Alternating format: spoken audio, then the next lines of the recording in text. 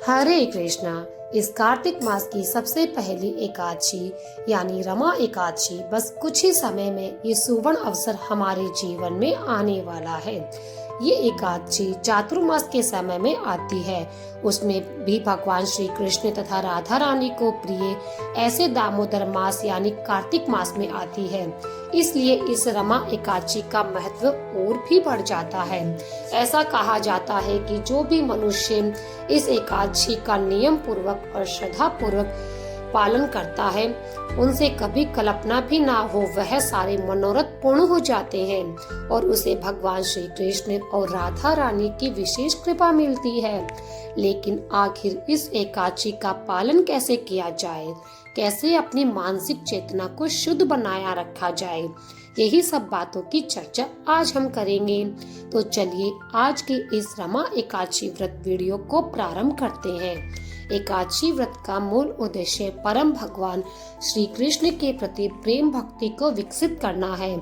स्कंद पुराण कहता है कि शुद्ध भक्तों के संग में रहकर अगर कोई एकादशी व्रत का पालन करता है तो उसे चतुर्वर्ग यानी कि धर्म, अर्थ, काम और मोक्ष की प्राप्ति सरलता से हो जाती है।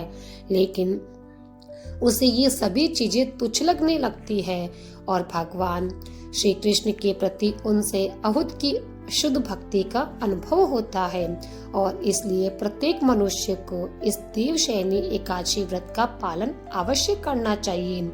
जो भी व्यक्ति इस एकादशी का पालन कर रहे हैं उनके लिए सबसे पहले और अनिवार्य कार्य अपनी शारीरिक और मानसिक शुद्धता को बनाए रखना है।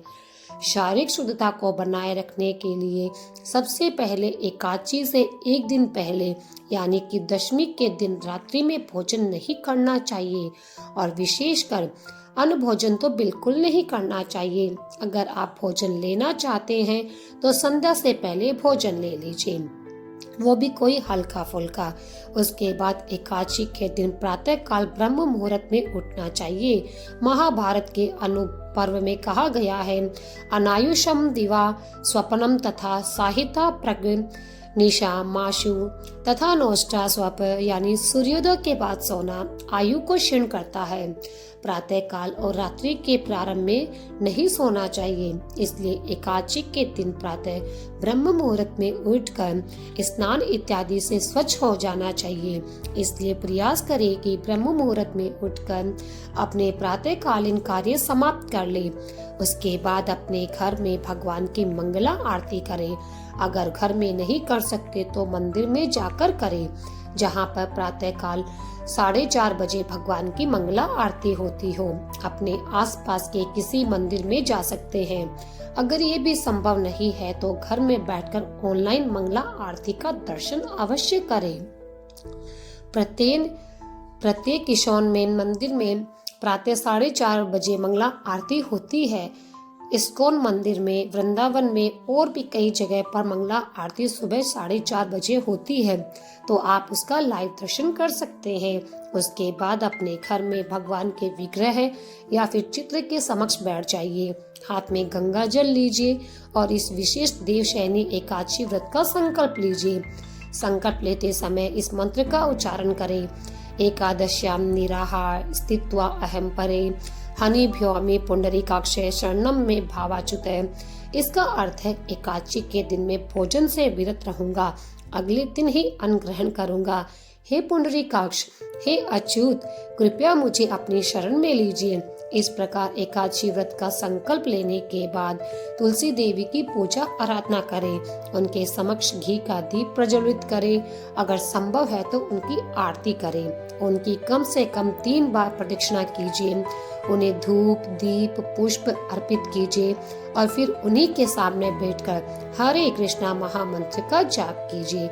हरे कृष्णा महामंत्र इस प्रकार से है, हरे कृष्ण कृष्ण कृष्ण हरे हरे, हरे राम राम राम हरे हरे।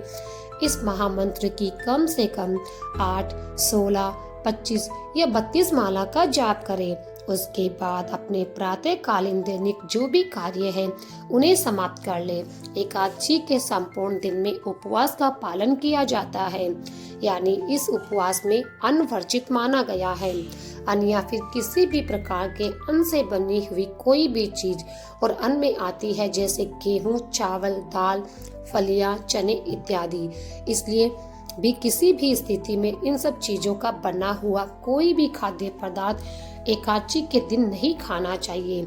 अगर किसी को लगता है कि शारीरिक स्वास्थ्य में कोई समस्या है, बिना खाए पिए नहीं रह सकते, तो एकादशी के दिन आप फल, दूध, कंदमूल, सूखा मेवा, फिर एकादशी के लिए बनाया गया प्रसाद ले सकते हैं, जिसमें किसी भी प्रकार का अन्न इस्तेमाल न किया गया हो।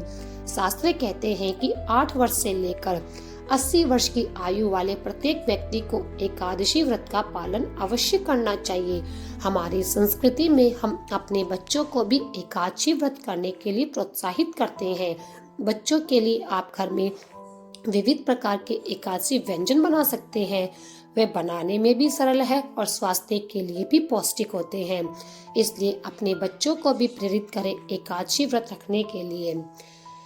अब ये तो हो गई हमारी शारीरिक शुद्धता और तपस्या। अब देखते हैं मानसिक शुद्धता कैसे रखें। मानसिक शुद्धता का अर्थ है हमारी चेतना का मार्जन करना, यानी उसे शुद्ध करना। उसके लिए अधिक से अधिक हरे कृष्ण महामंत्र का जाप करते रहिए। संपूर्ण दिन में भगवत गीता और श्रीमद् भागवतम जैसे ग्रंथों का अध्ययन करें। ज्यादा से ज्यादा भगवान की कथा का श्रवण करें। हमारे चैनल पर आपको ऐसी भगवान श्री कृष्ण की व अन्य भगवान की बहुत सारी कथाएं मिल जाएंगी, उसे भी आप सुन सकते हैं। एकादशी के दिन ज्यादा सोना नहीं चाहिए, झूठ नहीं बोलना चाहिए, अन्य की निंदा नहीं करनी चाहिए, अनावश्यक बातों में भौतिक चर्चा में समय नहीं गंवाना चाहिए। टीवी, मोबाइल का प्रयोग भी उतना ही करें जितना कि जरूरी हो। प्रयास करें अपने मन को, शरीर को शांत रखें। भगवान के विचारों और उनकी कथाओं और लीलाओं में आसक्त रखें और फिर संध्या के समय में अपने घर में भगवान के समक्ष और तुलसी देवी के समक्ष घी का दीपक प्रज्वलित करें, धूप अगरबत्ती करें, उनके समक्ष बैठकर हरे कृष्ण महामंत्र का कीर्तन करें और फिर अगले दिन द्वादशी के समय पर निर्धारित समय के अंदर इस देवशयनी एकादशी व्रत का पारण करें। वैसे तो एकादशी की रात्रि में जागरण करने के लिए हमारे शास्त्र कहते हैं, अगर आप सरलता से, शांति से जागरण कर सकते हैं तो आप अवश्य करिए। लेकिन अगर आपको लगता है कि आप जागरण नहीं कर सकते तो कोई बात नहीं, आप विश्राम भी कर सकते हैं और फिर अगले दिन प्रातः काल में फिर से ब्रह्म मुहूर्त में उठकर स्नान इत्यादि से स्वच्छ होकर भगवान की मंगला आरती कीजिए, उनका दर्शन करिए और फिर निर्धारित समय के अंदर इस एकादशी व्रत का पारण कीजिए। पारण करने से पहले किसी सुयोग्य ब्राह्मण या वैष्णव को दान दीजिए। उसके बाद अन्न प्रसाद जो भी भगवान को अर्पित हो उसी के साथ अपना एकादशी का व्रत पूर्ण कीजिए। एकादशी का पारण करने की विस्तृत विधि हम अपने चैनल पर जल्दी लेकर आएंगे। हमें आशा है कि आपको ये जानकारी अच्छी लगी होगी। यदि अच्छी लगी तो हमारे चैनल को सब्सक्राइब करें, लाइक करें, कमेंट करें। हरे कृष्णा। हरे